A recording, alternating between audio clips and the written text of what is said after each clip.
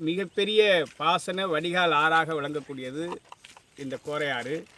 கோரையாற்றில் வடகிழக்கு பருவமழை காலத்தில் பெய்யக்கூடிய திருச்சி, தஞ்சை, திருவாரூர் மாவட்டங்களுடைய வெள்ள நீர் கோரையாறு வழியாகத்தான் கடலுக்கு சென்றடைய வேண்டும்.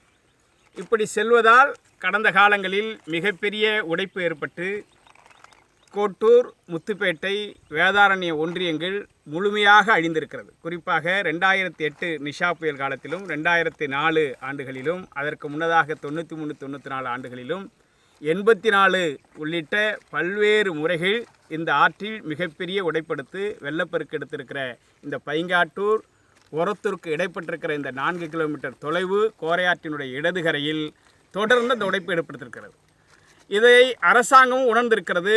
இந்த கரையை நாங்கள் கான்கிரீட் சுவர்கள் அமைத்து பாதுகாக்க வேண்டும் என்று தொடர்ந்து போராடி இருக்கிறோம். உடைப்பெடுக்கிற இடங்களில் அங்கொன்று இங்கொன்றுமாக அந்த கான்கிரீட் சுவர்கள் அமைக்கப்பட்டிருக்கிறது. தற்போது அந்த கான்கிரீட் சுவர்கள் இல்லாத இடங்களில் மணல் கொள்ளையில் ஈடுபடுகிற மணல் மாஃபியாக்கள் ஆற்றுக்குள்ளேயே 50 அடி ஆழம் 25 அடி ஆழத்திற்கு ஆற்று படுகையையும் ஆறுகளையும் சூறையாடி இருக்கிறார்கள். பள்ளம் தோண்டி மணல் எடுத்திருக்கிறார்கள். ஆற்றின் நீரோட்டத்தை மறைத்து கரை அமைத்திருக்கிறார்கள். இந்த ஆண்டு வடகிழக்கு பருவமழை தீவிரமடைந்து வெள்ளப்பெருக்கு வறுமையானால் தற்போது அமைக்கப்பட்டிருக்கிற இந்த மணல் எடுப்பதற்காக தடுப்பாக அமைக்கப்பட்டிருக்கிற அந்த கரை உடைத்து கொண்டு இந்த கரைகள் உடைத்து கொண்டு திருத்துறைப்பூண்டி, முத்துப்பேட்டை, கோட்டூர், வேதாரண்யம் வரையிலும் ஒட்டுமொத்தமாக குடியிருப்புகளும் விவசாயமும் அழியக்கூடிய பேராபத்து ஏற்பட்டிருக்கிறது.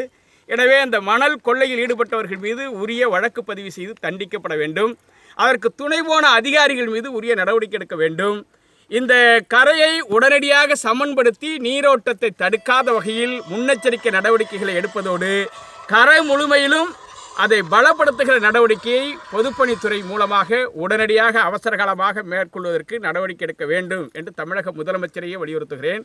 மாவட்ட ஆட்சியர் இந்த மணல் கொள்ளையர்கள் மீது தயவு தாட்சியமின்றி நடவடிக்கை எடுக்க முன்வர வேண்டும். உடனடியாக அவர் இந்த ஆற்று கரைகளை பார்வையிட்டு அதிகாரிகளோடு ஆலோசனை நடத்தி தமிழக அரசின் மூலமாக உரிய அனுமதியை பெற்று கலைகளை பலப்படுத்துவதற்கு முயற்சிகளை மேற்கொள்ள வேண்டும் என்று வலியுறுத்துகிறோம்.